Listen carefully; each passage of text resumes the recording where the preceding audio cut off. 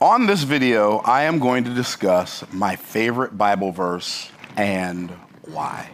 You've probably heard me say that Genesis is my favorite book in the Bible. You've probably heard me say that Genesis chapter 1 is my favorite chapter in the Bible. And you've probably heard me say that chapter 1, verse 1 is my favorite verse in the Bible. Well, now you're going to find out why. Because Genesis 1:1 is it's something that only God could do. And it's not just a literary masterpiece. It's just so full of so much that it's kind of hard to wrap our minds around. And I'm just going to touch on it in the amount of time we have here today. I promise you will see things and experience things in this video that you've never seen before. So it's going to blow your mind. Here we go. So in Genesis 1, in English, Genesis 1:1 in English has 10 words. In the beginning, God created the heavens and the earth. But in Hebrew, there are 7 words. And those 7 words we find right here. We find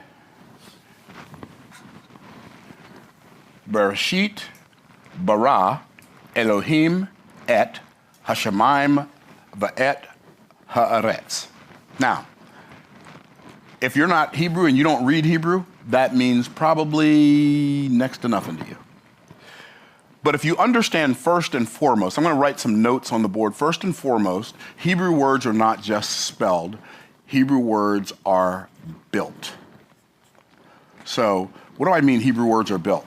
So if I wrote this on the board, what is that? This equals what? Say it out loud. Water. That's water. But I didn't write W-A-T-E-R, I wrote H2O, but you knew it was water. Why? Because you know the components of water are 1 part hydrogen, 2 parts oxygen, so you know that that's talking about water. Well, every Hebrew letter is not just a letter, a phonic sound, but it's also a building block, or it has a definition, a meaning, it has a constructive purpose. And so the first word, the letter Aleph, which we see, this is the letter Aleph, this is the letter Aleph, this is the letter Aleph, this is the letter Aleph, this is the letter Aleph. It's the first letter in the Hebrew Aleph Beit. So we say, in America, we don't say Aleph Beit, we say what? Alphabet, right? Well, alphabet, that's an interesting word, right? Where does that come from? Well, Aleph Beit, Aleph is the first letter in the Hebrew Aleph Beit, Beit is the second letter. Our word alphabet comes from the term Aleph Beit. Okay, so that's kind of cool. But not only are these letters, but they're also numbers. So Aleph, Beit, Gimel, Daled, Hey, Vav, Zayin, Chet, Tet, Yud. All of those are not just letters, they're also numbers. So the letter Aleph is the number 1. The letter Beit is the number 2. The letter Gimel is the number 3. Are y'all tracking so far? So there are 22 letters in the Hebrew Aleph Beit. Some of them have different, some letters have multiple shapes. What if they show up at the end of a letter, at the end of a word, or in the middle of a word, at the beginning of a word, they shape differently. It's called final form. You don't need to know that, but just in case you see something, I say, well, that letter, this letter here is a tzaddik, and so tzaddik looks different in the beginning of a word than it does at the end of a word. But you don't really need to know all that. What you want to know is that there's meaning in everything. So these things are called nakud. In the New Testament, they are referred to as jots and tittles. Why? Because the Hebrew language doesn't have vowels. It only has consonants. So what they do is they mark the vowel sounds under the letters. So, not that you need to know all of that, but it's helpful to know you're not just looking at a bunch of marks on a page. It all has meaning. So if we just start there, it all has meaning. Right? Now, in English, we read from left to right, but in Hebrew, we read from right to left. I heard one rabbi say it shows, or it infers that God knows the end from the beginning. I really love that idea. Okay, so I'm going to take off some of this stuff that I wrote on here. Okay, so you can count to 400. You can count to 400 with 22 letters. How do you count to 400 with 22 letters? 1, 2, 3, 4, 5, 6, 7, 8, 9, 10, 20, 30, 40, 50, 60, 70, 80, 90, 100, 200, 300, 400. Okay? So that's what the 22 letters represent. Are y'all with me so far? Okay. So the first word in the Hebrew, in Genesis 1:1 is the word Breshit. Now, the letter Beit is the second letter in the Hebrew alphabet. It's the second letter, and it's the beginning of the first word in the Torah, or the first word in the Bible begins with a Beit. And Beit is the second letter of the Hebrew alphabet, not the first letter. The letter Aleph is the number 1, but it also represents God. Which, like when you see the letter Aleph, that letter represents God. It's made of 2 yods and a vav. A yod is a hand, a vav is a nail or a connector. So the letter that represents God is made of 2 hands and a nail, which I think is really kind of cool and fascinating. But the Torah doesn't begin with an aleph. It begins with a beit. And beit, this letter beit is the second letter of the Hebrew alphabet. It means house. That's the meaning of it, house. We know it means house, even though we never thought about it before, because you've heard of the name Bethlehem, right? But it's really Beit Lechem. Beit Lechem. Lechem is bread. Beit is house. Beit Lechem is the house of bread. Okay, y'all tracking? Okay, so that's what I mean when I say words are built. Now, because there's 1, 2, 3, 4, 5, 6 letters in the first word in the book in Genesis, and this first word is so mind-blowing because if we parse the letters differently, these 2 words together spell the word bar. So, in fact, I'm going to write it over here. So, bar. The word bar in Hebrew is the word son. Now, the word ben is also the word son, but the word bar is also the word son. We know that it's the word son if we read the Bible. Even if we don't know it, we know it. Why? Because we know Simon bar Jonas, Simon son of Jonas. We know blind bar Timaeus, the blind son of Timaeus. We know Barabbas, Abba. What's Abba? Abba's father. Bar is son. Barabbas, son of the Father. Are y'all tracking? Doesn't it, it's like, oh my goodness, I'm starting to see things more clearly now, right? So the letter bar is son. Beit Resh, son. The letter Aleph represents God. So the first thing we see is the Son of God. The letter Shin, it represents teeth, but it means destruction. Also represents fire. It means destruction. So the Son of God is destroyed. Yod is a hand with his hand, and the Tav is a cross or a covenant. So the Son of God is destroyed with his hand on a cross for our covenant, the first word in the Bible, in Hebrew. So it's telling a story even in the individual words. Are y'all tracking? But then it says, Breshit bara. The word bara means to create out of nothing. The only person who ever baras anything is God. People say you can speak things into existence. Myron says, no, you can't. Oh, you create your own reality. No, you don't, bro. You don't create your own reality. You create your own experience in reality. That's very different. Only God created reality. You don't get to create your own reality. You get to create your own experience in reality. So the word bara means to create. Now, you've heard the word bara before, even though you didn't know you heard the word bara. But you've probably heard the word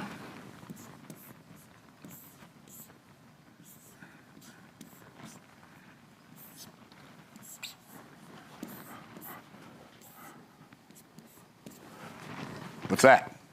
Abara kadabra. But I spelled it in Hebrew. God. Bara, creates. In Hebrew, the verbs come first.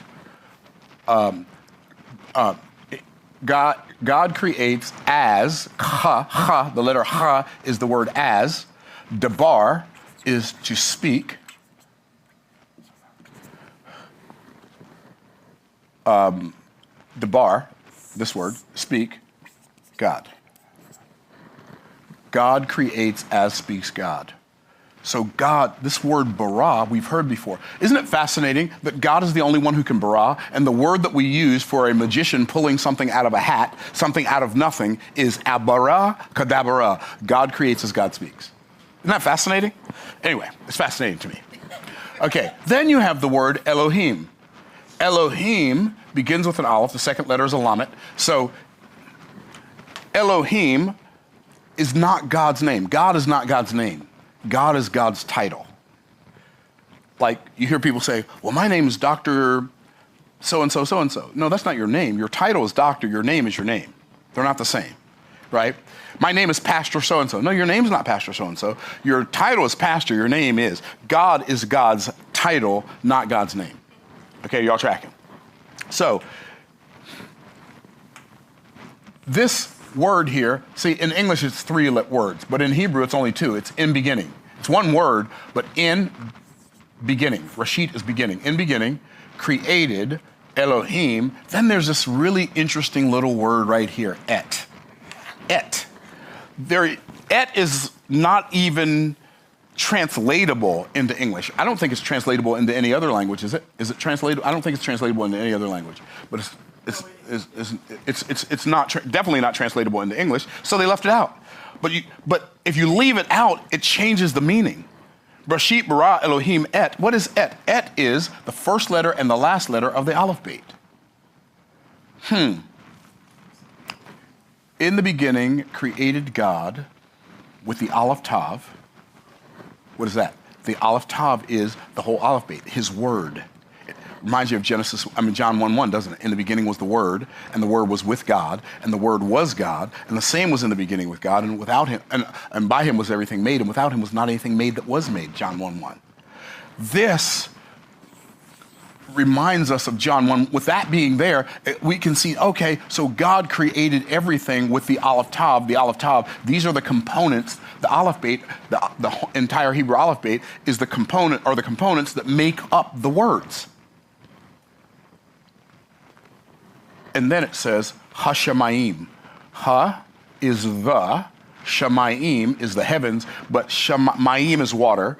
Hashamayim is actually the sky waters. That's what the word is in Hebrew. It's the sky waters. The heavens are the sky waters. Do you remember what it says in Genesis 1? It says, and God put a firmament where? In the heavens. What was a firmament? Is a water canopy in the heavens. Hashamayim. Va'et, and with the aleph tav. Va is the word and. It's the letter vav. It's the nail. It's the connector. And with the aleph tav. Isn't it interesting in the book of Revelation? Jesus says, I am the beginning and the end. I am the what? Alpha and Omega. Is Jesus a Greek or was he a Hebrew? So what is he? He is the aleph tav.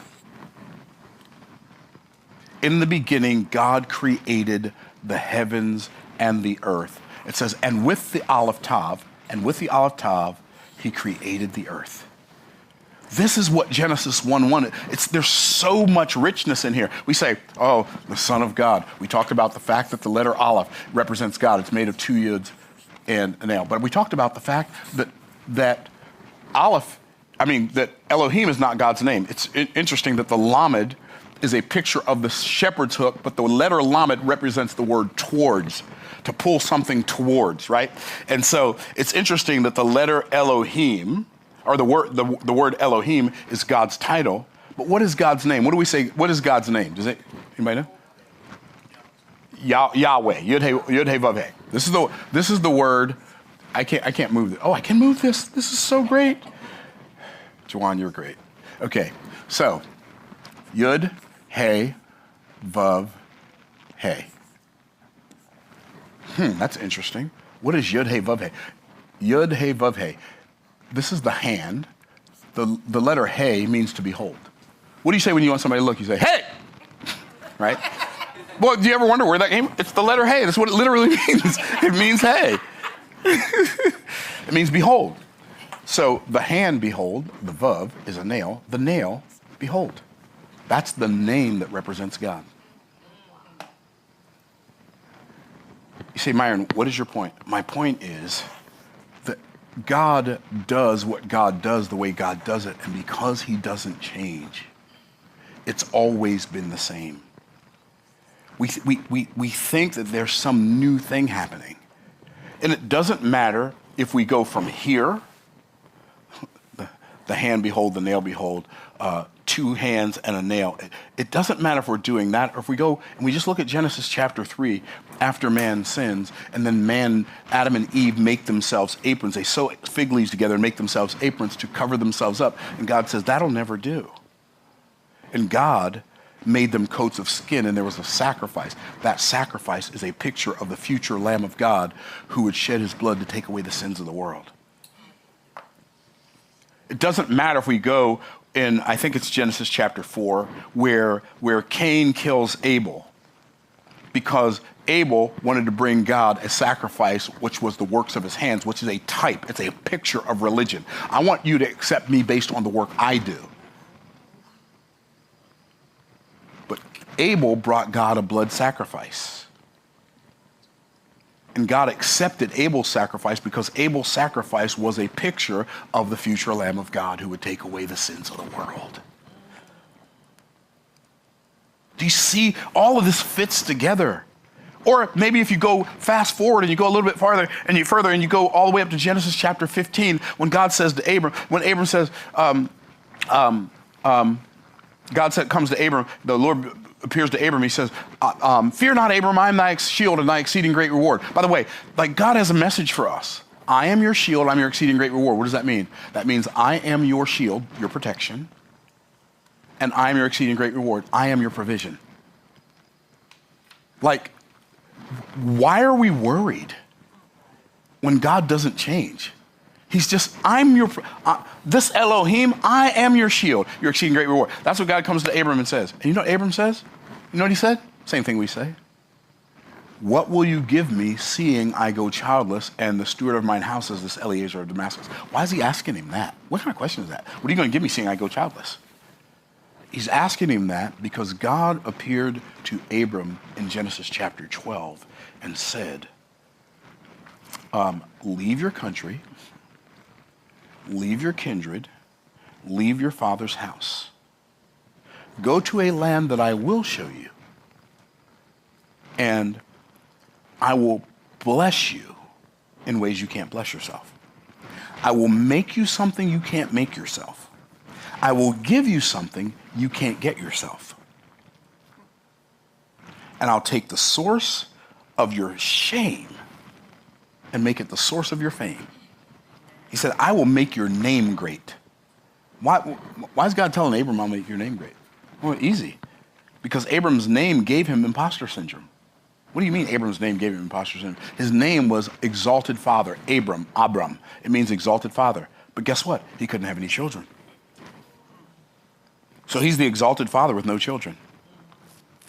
So every time somebody called his name, it reminded him of who he was not. Imagine that pain. And God says, but if you leave, I'm going to make you the father of many nations. I'm not just going to make you the exalted father. I'm going to make you the father of many nations. I'm not going to make you the father of one nation. I'm not going to make you the father of two nations. I'm going to make you the father of many nations. Abraham went home and said, Sarai, we leaving. And y'all know, women have questions. You also know men don't always have answers. Now, I don't know if this was Sarai's question or not, but it probably sounded something like this. Where are we going? Amy said, let me get back to that. What's question number 2? Where are we going? Here's where we're going. God said he'll show me when we get there. That's it. You got to understand how big this is. God is saying to Abram, I want you to abandon everything that you know. I want you to abandon everything you know, and I want you to go to a place that I will show you when you get there. So I want you to get comfortable living in uncertainty for a season.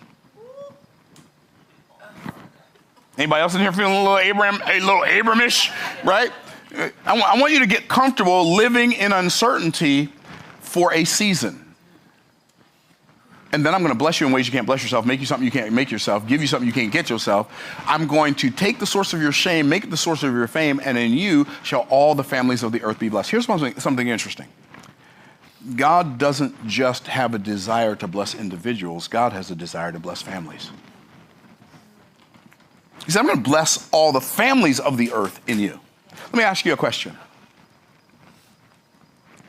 Are you okay being uncomfortable for a season so you can be a blessing to families? If you're not ready for an Abrahamic journey. Guys, I'll show you that you're there when you get there, which means for the majority of your life, you ain't gonna be in your where you used to be, the place you know, and you ain't gonna be in your there, the place you're going. And if you're cool with that, God doesn't say if you're cool with that, but if you do that, I'm going to bless you in ways you can't currently imagine. That was in Genesis chapter 12. So in Genesis chapter 13, the next chapter, here's what it says. It says, and Abram was very rich in cattle and silver and gold. Abram had the stuff. But he's going to be a blessing to families, and he can't even have a family.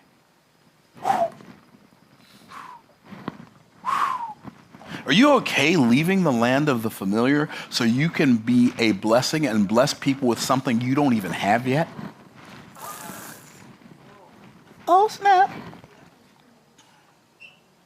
And then he gets to chapter 14, and the only semblance of a family he had was Lot, his brother's son, and his brother had passed away. And then Lot goes down to Sodom and Gomorrah, and he's like doing business down there in Sodom and Gomorrah, and then all of a sudden these 5 nations rise up against Sodom, the king of Sodom and the king of Gomorrah, and they go in, they conquer those nations, because Sodom and Gomorrah were cities, but they weren't just cities, they were kingdoms. Cities in the Bible were kingdoms. Like the city of Jericho had a king. The city of Sodom had a king. The city of Gomorrah had a king. Cities had kings, because cities weren't just like Tampa's a city. Cities were kingdoms. Are y'all tracking? And so 5 nations came up, conquered Sodom, conquered Gomorrah, took all their people captive, took all their stuff. Somebody escaped and came and told Abram, hey, they came up against Sodom and Gomorrah. They took everybody, including your nephew. Abram said, they took who? Can you, I'm imagining this 70-something-year-old man saying, no, they didn't get my nephew. Saddle up, boys.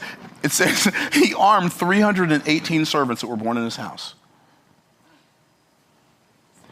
And this businessman went out and waged war against 5 nations and won.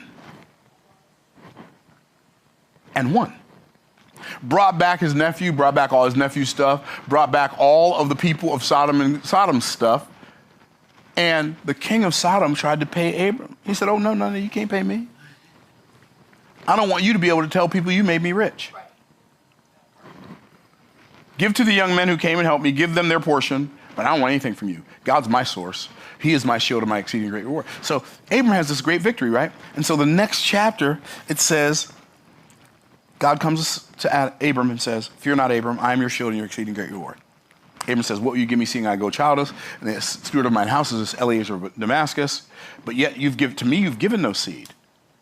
And so now I'm going to have to leave all the stuff you gave me to my butler. God said, this shall not be thine heir, but he that shall come forth out of thine own bowels shall be thine heir. And then God said, here's what you do.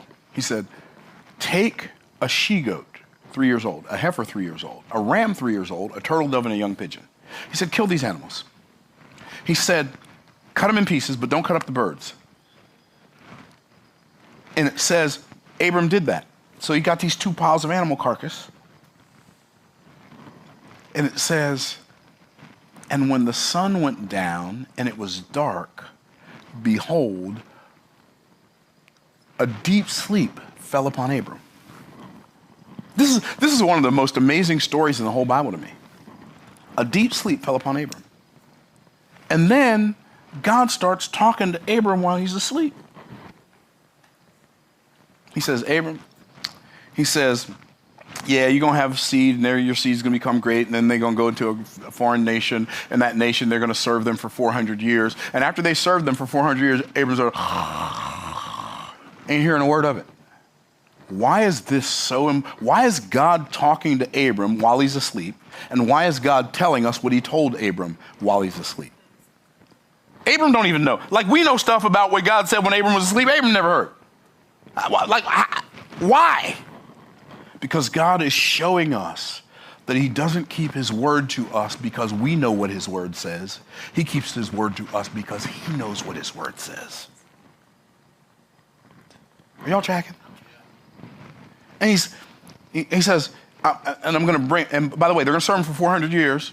They're going to treat him really, really bad, but I'm going to bring him out after 400 years. I'm going to bring him out with great substance. It says, and then it says, it came to pass, when the sun went down, it was dark. Behold, a smoking furnace and a burning lamp passed between those pieces. Why? Because this was a covenant. When you cut up animals, the word covenant means to cut. So the reason he had him kill those animals and cut those animals, because God was entering a covenant with Abram. But Abram couldn't do the covenant walk where you stand back to back and you will come around your face to face and you cut your hand. Abram couldn't do that for two reasons. One, he would have been face to face with God. He would have had to die. Two, Abram couldn't keep the covenant. So he'd had to die. Now he's in double jeopardy. So what does God do? God puts Abram to sleep and gives him a substitute to take his place. And so the burning lamp, which is a type of God the Son. What did Jesus say in John chapter 9? He said, I am the light of the world. The smoking furnace is a picture of God the Father. When God came down and spoke to Moses on Mount Sinai, the smoke ascended like the smoke of a great what? Furnace. It came to pass when the sun went down, it was dark. Behold, a smoking furnace, a burning lamp passed between those pieces. This is such a beautiful.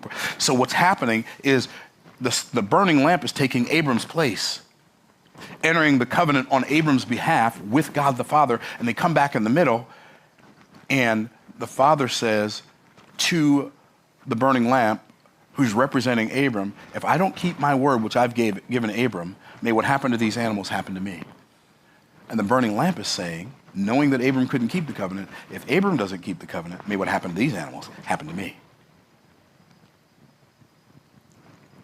All of that is part of this beautiful story. And Jesus is the burning lamp that promised to give his life if Abram couldn't keep the covenant, knowing Abram couldn't keep the covenant.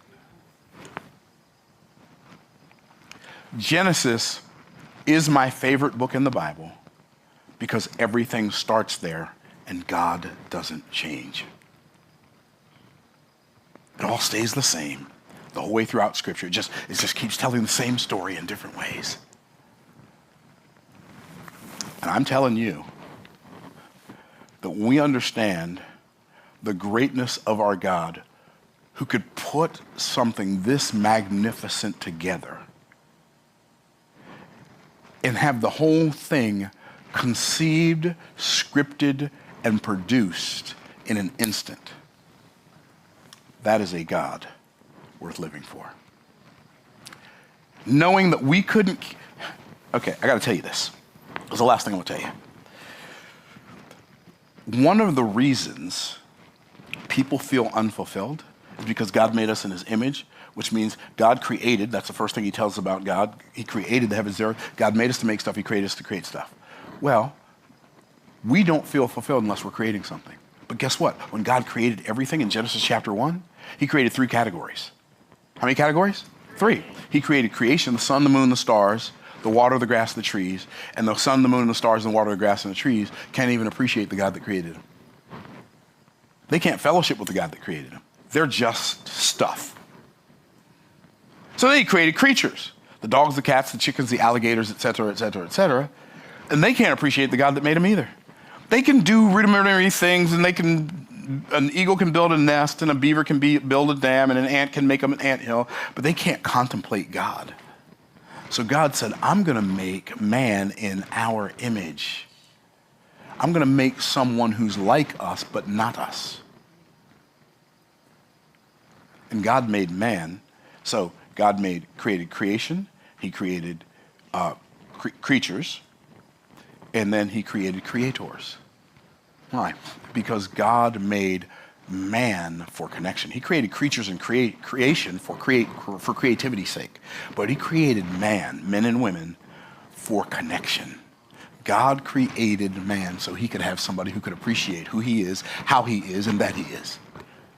And if you're missing that, you're missing the point. You're never going to feel fulfilled. You are made for connection. That's when God said about Adam, it's not good for man to be alone. God knew that because God knows everything, but he also knew it because man's made in the image of God, and it wasn't good for God to be alone. That's why we feel fulfilled when we're connected with other people. If you are an island and you do everything in your power to avoid other people, you are a miserable soul. If the only person you can think about helping is you, you are a miserable soul. But when you are looking for establishing connections with God and with other people, you are going to be more fulfilled. But guess what man did? Man severed the connection. Adam and Eve sinned in Genesis chapter 3. And the connection between God and the creatives that he made to be like him and to be with him severed the connection. And there was nothing we could do to reestablish the connection. So God reestablished it for us with a contribution of coats of skins, a sacrifice. God restored the connection himself. And he did it in a picture until 2025 years ago, he did it in a person. When he came down the stairway of heaven and was born in Bethlehem, baptized in Jordan, tempted in the wilderness, healed multitudes without medicine and made no charges for his service. And then he died on the cross in your place and my place. And then he did something so miraculous, it boggles the mind. He didn't stay dead. He got up on the third day and redeemed us from the penalty and the punishment of sin. And one day he will come and redeem us from the presence of sin. But watch this. Just like God gave a contribution to people who had nothing to offer him, I'm made in the image of God. If I'm creating and I'm connecting, but I'm not contributing, I feel unfulfilled. Why? Because I was made in the image of God, and I can only be fulfilled when I am being more like God. And I'm creating something, I'm connecting with someone, and I'm contributing, especially to people who have nothing to offer me. That's why God commends us and commands us to support widows and orphans, to help those who don't yet have the ability to help themselves. When we get that, we will have a level of fulfillment that's so much higher than the car we drive, the house we live in, the house we live in, the jewelry we wear, or the vacations we take. That we won't be in a hurry to get there. We will realize that the journey itself and here, where we are right now, is there if we have the ability to recognize it. So I hope Genesis 1:1, next time you read it, blesses you like it blesses me. And I'll look forward to seeing you on the next video. Bye for now.